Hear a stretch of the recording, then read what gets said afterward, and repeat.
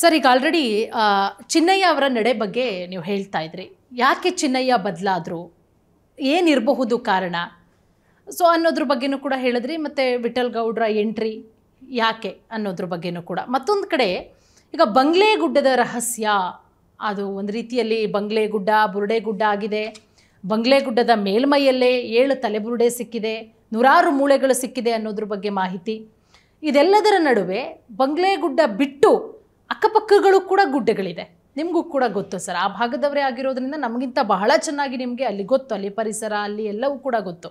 ಹಾಗಾಗಿ ಬರೀ ಬಂಗ್ಲೆಗುಡ್ಡನ ಅಥವಾ ಅಕ್ಕಪಕ್ಕ ಇರುವಂತಹ ಗುಡ್ಡಗಳನ್ನೇ ಏನಾದರೂ ಅಗದ್ರೆ ಅಲ್ಲೂ ಕೂಡ ಒಂದಷ್ಟು ತಲೆಬುರುಡೆಗಳು, ಹೆಣಗಳು ಸಿಗಬಹುದಾ ಅನ್ನುವ ಅನುಮಾನ ನನ್ನನ್ನು ಸೇರಿದಂತೆ ರಾಜ್ಯದ ಜನರಲ್ಲಿದೆ. ಇದು ನನ್ನ ಒಂದು ಡೌಟು, ಅದನ್ನು ನಿಮ್ಮ ಹತ್ರ ಕ್ಲಿಯರ್ ಮಾಡ್ಕೊಳ್ತಾ ಇರೋದು. ಒಂದು ಪೂರ್ಣಿಮಾ, ಬಂಗ್ಲೆಗುಡ್ಡದ ಮೊದಲ ಫೋಟೋ ರಿವೀಲ್ ಆಗಿದೆ. ಹೌದು, ಹೆಣ ಬಿದ್ದಿರುವ ಫೋಟೋ, ಅದನ್ನ ಕೂಡ ನಾವು ಪ್ಲೇ ಮಾಡ್ತೀವಿ. ಎಸ್ ಆಗಿದೆ. ಅದ್ರ ಬಂಗ್ಲೆಗುಡ್ಡದ ಇಟ್ ಹ್ಯಾಸ್ ನಾವು ಕ್ಲಾರಿಫೈಡ್. ಹೌದು, ಮೇಲ್ ಇಲ್ಲ ಕಾಣುತ್ತೆ, ಅದು ಹೆಣ ಬಿದ್ದಿರೋದು ಫೋಟೋ ನೋಡಿದ್ರೆ ಗೊತ್ತಾಗುತ್ತೆ.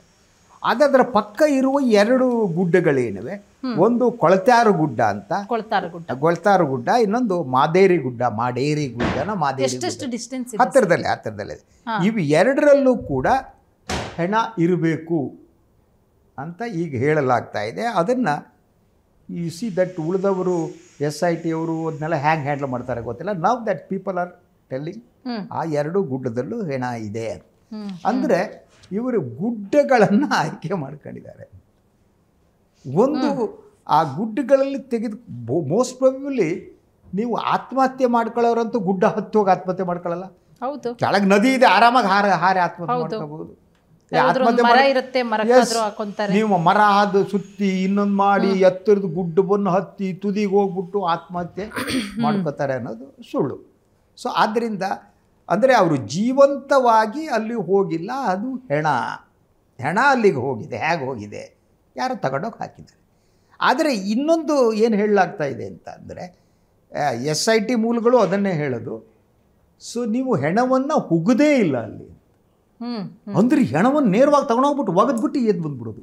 ಅಂದರೆ ಮೇಲ್ಮೈಯಲ್ಲೇ ಸಿಕ್ಕಿದೆ ಅಂದರೆ ಮೇಲ್ಮೈಯಲ್ಲೇ, ಅಂದರೆ ಅದು ಆ ಮಣ್ಣಿಗಿಣ್ಣು ಹೋಗ್ಬಿಟ್ಟು ಇನ್ನೊಂದಾಗ್ಬಿಟ್ಟು ಆದದ್ದೆಲ್ಲ ಎಲ್ಲೂ ಕೂಡ ಅಲ್ಲಿ ಈಗ ಅಗೆದು ಹಾಕಿದರೆ, ನೀವು 5 ಫುಟ್ ಹಾಕಿ 10 ಫುಟ್ ಹಾಕಿ 2 ಫುಟ್ ಹಾಕಿ ಅಗೆದು ಒಂದು ಹೆಣವನ್ನು ಹಾಕಿದರೆ ಅಲ್ಲಿಯ ಸ್ಥಿತಿ ಬೇರೆ ಬೇರೆ ರೀತಿ, ಹೊತ್ತಾಕ್ ಬಂದ್ಬಿಟ್ರೆ ಬೇರೆ ರೀತಿ ಇದ್ಬಿಡುತ್ತೆ. ಹೌದು. ಸೊ ಈಗ ಅಲ್ಲಿ ತನಿಖಾಧಿಕಾರಿಗಳ ಅಭಿಪ್ರಾಯದ ಪ್ರಕಾರ ಅಲ್ಲಿ ಒಗೆದು ಬರಲಾಗಿದೆ. ಅಂದರೆ ಅದನ್ನು ಒಗೆಯುವ ಸ್ಪಾಟ್ ಮಾಡಿದ್ದಾರೆ. ಇನ್ನು ಏನು ಮಾಡ್ತಾರೆ, ನಮ್ಮ ಬೆಂಗಳೂರು ಕಡೆ ಮಾಡ್ತಾರೆ. ನಿಮಗೆ ಮನೇಲಿರೋ ಕಸ ಇದೆ ನೋಡಿ, ಅದು ನೀವು ಒಣ ಕಸ ಇದನ್ನ ಬೇರೇನೂ ಮಾಡಲ್ಲ ಅಲ್ವಾ, ತಗೊಂಡೋಗ್ಬಿಟ್ಟು ಯಾರು ಇದಾರ ನೋಡ್ತಾರೆ, ಇಲ್ಲದ ರಸ್ತೆ ಪಕ್ಕ ಒಂದು ಕಡೆ ಒಗೆದು ಬಂದ್ಬಿಟ್ರು. ಸುಮ್ಮನೆ ನೋಡ್ತಾರೆ ಆ ಕಡೆ, ಸಂಜೆ ಹೊತ್ತು ಕೆಲವ್ರು ಮಾಡ್ತಾರೆ. ಸೊ ಈಗ ಕೆಲವು ಕಡೆ ಅದಕ್ಕೆ CCTV ಹಾಕಿ ಏನೇ CCTV ಹಾಕಿ ಆದರೂ ಸಂಜೆ ಫೋಟೋ ಎಲ್ಲ ಹಾಕ್ಬಿಟ್ಟಿರ್ತಾರೆ. ಅದೇ ರೀತಿ ಈ ಕಸ ಒಗೆದ ಹಾಗೆ ಮನುಷ್ಯ ದೇಹವನ್ನು ಒಗೆದು ಬಂದಿದ್ದಾರೆ. ಯೋಚನೆ ನೋಡಿ, ಮನುಷ್ಯ ಜೀವ ಇದ್ದಾಗಲೂ ಬೆಲೆ ಇಲ್ಲ, ಸತ್ ಮೇಲೂ ಕನಿಷ್ಠ ಅಂತ್ಯ ಸಂಸ್ಕಾರ ಮಾಡಬೇಕು ಅನ್ನೋದೇ ಇಲ್ದಿರೋದು ಇದೆಯಲ್ಲ, ಇದು ಎಂಥ ಸ್ಥಿತಿ ನೋಡಿ ಅಂತ ಅದನ್ನು ತೆಗೆದುಕೊಂಡು ಹೋಗಿ ಒಗೆದು ಬಂದಿದ್ದಾರೆ. ಆದ್ದರಿಂದ ಇದು ಒಂದೇ ಗುಡ್ಡವನ್ನು ಆಯ್ಕೆ ಮಾಡಿಲ್ಲ, ಎಳಗಡೆ ಈ ಕೊಳತಾರು ಗುಡ್ಡ ಮತ್ತು ಮಾದೇರಿ ಗುಡ್ಡ ಏನಿದೆ, ಇವು 2 ಪ್ರದೇಶದಲ್ಲಿ ಒಗೆದಿರಬೇಕು ಅನ್ನುವ ಸುದ್ದಿಗಳು ಈಗ ಬರ್ತಾ ಇವೆ. ಸೊ ಇದ್ರ ಬಗ್ಗೆ ಯಾರು ದೂರು ಕೊಡ್ತಾರಾ, ಇನ್ನೊಂದು ಮಾಡ್ತಾರಾ ಅಂತ.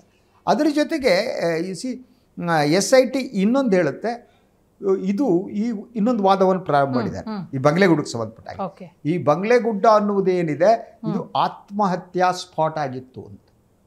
ಇದು ಆತ್ಮಹತ್ಯೆ ಮಾಡ್ಕೊಳ್ಳೋ ಜಾಗ ಆಗಿತ್ತು. ಬೇಸರ ಆದವರು, ಇನ್ನೊಂದಾದವರು ತಮಗೆ ಮುಕ್ತಿ ಸಿಗುತ್ತೆ, ದೇವ್ರ ಹತ್ರ ಹೋಗ್ತೀವಿ ಅಂತ ಇಲ್ಲಿ ಆತ್ಮಹತ್ಯೆ ಮಾಡ್ಕೊತಿದ್ರು ಅಂತ ಯಾರು ಆರೋಪಿತರಿದ್ದಾರೆ ಅವರ ಪರವಾಗಿರುವವರು ಸಾಮಾಜಿಕ ಜಾಲತಾಣದಲ್ಲಿ ಅಲ್ಲಿ ಇಲ್ಲಿ ಈ ರೀತಿ ಹೇಳಿಕೆಗಳು ಕೊಡ್ತಿದ್ದಾರೆ.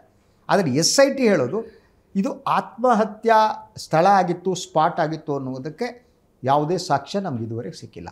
ಹೌದು, ಅದರಿಂದ ಅದು ಆತ್ಮಹತ್ಯಾ ಸ್ಪಾಟ್ ಅಂತ ಹೇಳೋಕ್ಕೆ ಸಾಧ್ಯ ಇಲ್ಲ ಅಂತ SIT ಅವರು ಹೇಳ್ತಾರೆ. So it clarifies. ಅಂದರೆ ಇವರ ಈ ಹೇಳಿಕೆ ಏನಿದೆ, ಈ ಹೇಳಿಕೆ ನೋಡಿ, SIT sources categorically told that no evidence has so far been found to establish Banglegudda as a suicide point ಅಂತ. ಸೊ ಅದು ಒಂದು. ಇನ್ನು ಅದರ ಜೊತೆಗೆ ಸೊ ಇದೇ ವರದಿಯಲ್ಲಿ ಇನ್ನೊಂದು ಭಾಳ ಮಹತ್ವದ ಅಂಶ ಇದೆ. ಅದೇನು ಅಂದರೆ ಅಲ್ಲಿ ಬಿದ್ದಿರುವಂತಹದ್ದು ಗಂಡಸರ ತಲೆ ಆಗಿತ್ತು, ಹೆಂಗಸರ ತಲೆ ಆಗಿಲ್ಲ ಅನ್ನುವ ಬೇರೆ ಸುಳ್ಳು ಪ್ರಚಾರ. ಆಲ್ರೆಡಿ ಐಡೆಂಟಿಫೈ ಸಿಕ್ಕಿದ ಕೂಡಲೇ ಅದು ಹೆಂಗೆ ಹೇಳೋಕ್ಕಾಗುತ್ತೆ? ಅದಕ್ಕೆ ಅದು ಏನು ಬೆಂಗಳೂರಿನ ಮಡಿವಾಳದಲ್ಲಿ ಏನು FSL ಇದಿದೆ, ಅದರ ಸೋರ್ಸ್ಗಳು ದಟ್ ಈ ಮಾಧ್ಯಮಕ್ಕೆ ತಿಳಿಸಿದ್ದು ಏನು ಅನ್ನೋದನ್ನು ನಾನು ನೋಡೋಣ. ಸೊ ವಾಟ್ ದೇ ಸೇ ಅಂತಂದರೆ, forensic science laboratory in Madiwala Bengaluru clarified that the sex of the skulls can only be confirmed after detailed examination. ಅಂದರೆ ಅದನ್ನು ಡಿಟೇಲ್ ಆಗಿ ಅದನ್ನು ಎಕ್ಸಾಮಿನೇಷನ್ ಮಾಡದೆ ಹೇಳೋಕ್ಕಾಗಲ್ಲ. ಸೊ ಈ detail examination will take its own time. ಅದು ತಕ್ಷಣ ಡಿಟೇಲ್ ತಗೊಂಡು ಹಿಂಗೆ ತಗೊಬಿಟ್ಟು ತಲೆ ಹಿಂದೆ ಮುಂದೆ ತಿರ್ಸ್ಬಿಟ್ಟು ಅಥವಾ ತಲೆ ಹಿಡ್ಕೊಬಿಟ್ರೆ ಇದು ಗಂಡಸ್ರಿ ಹೆಂಗಸ್ರಿ ಹೇಳೋಕ್ಕಾಗಲ್ಲ.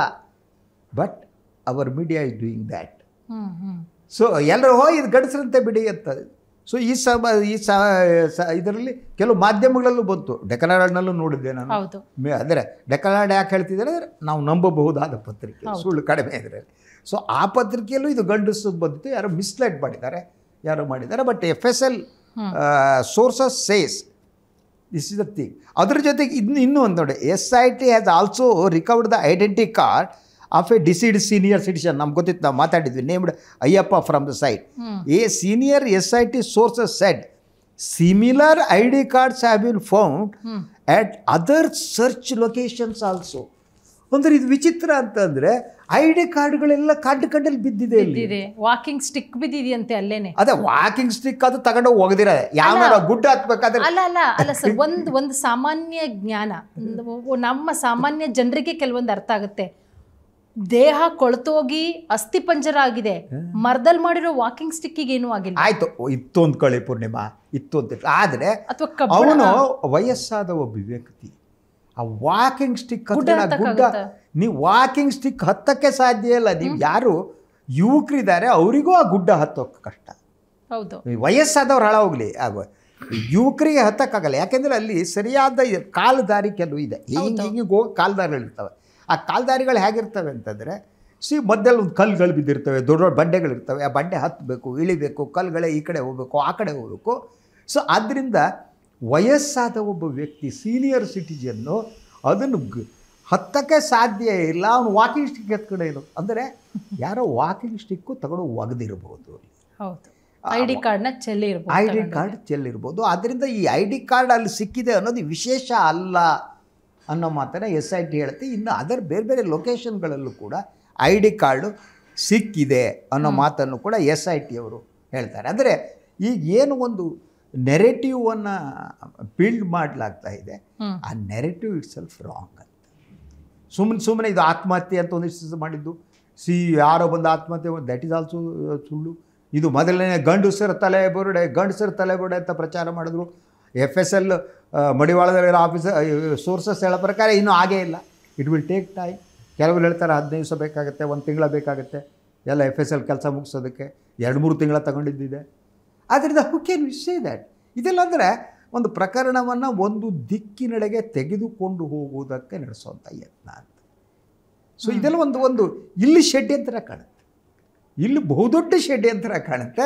ಈ ಷಡ್ಯಂತ್ರದಲ್ಲಿ ಯಾರು ಪಾಲುದಾರರು ಯಾರು ಅಂತ ಹೇಳಬೇಕಾಗಿಲ್ಲ, but systematically they are doing it. ಎಷ್ಟು ಅದರ ನೋಡಿ, ಒಬ್ಬ ಸಾಕ್ಷಿದಾರರನ್ನು ಬದಲಿಸುವಂಥದ್ದು, ಚಿನ್ನಯ್ಯನ ಹೇಳಿಕೆಯನ್ನೇ ಬದಲಿಸುವಂಥದ್ದು, ನಂತರ ಬರುವಂತಹ ಇದು ಎವ್ರಿಥಿಂಗ್ ಇಟ್ ಶೋಸ್.